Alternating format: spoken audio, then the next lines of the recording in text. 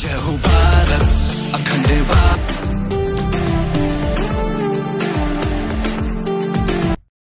The next award goes to Mr. Navnath Darekar sir, as I said, from NMD Private Limited.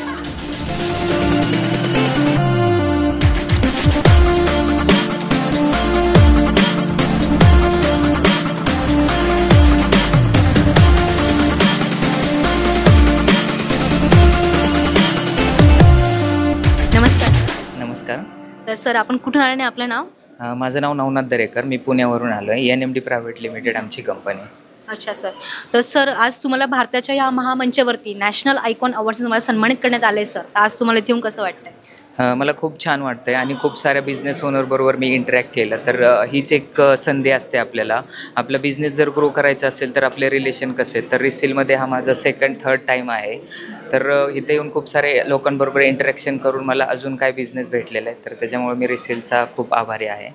नक्कीच sir, तुम्हाला जसं तुम्ही बोलताय खूप सारे बिझनेसेस तुम्हाला मिळते, म्हणजे तुम्हाला Resil.in या प्लॅटफॉर्मवर तुम्हाला नक्कीच फायदा झालेला आहे सर। डेफिनेटली येस सर, तुम्ही Resil.in बद्दल काय सांगा? Resil.com हा एक चांगला प्लॅटफॉर्म आहे।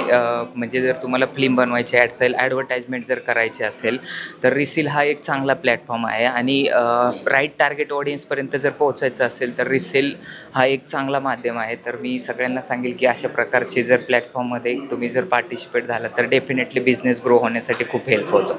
नक्कीच सर, तुमच्या बिझनेस रिगार्डिंग जे आहे तुमचे काय असणार आहेत सर तुमचे फ्युचर प्लॅन्स? आमचा बिझनेस जो आहे तो बिझनेस कन्सल्टिंग आणि IT सर्व्हिसेस फर्म आहे। तर आम्ही फ्युचर मोस्टली AI आणि मशीन लर्निंगवरती आम्ही जास्त इनोव्हेटिव्ह करत आहे।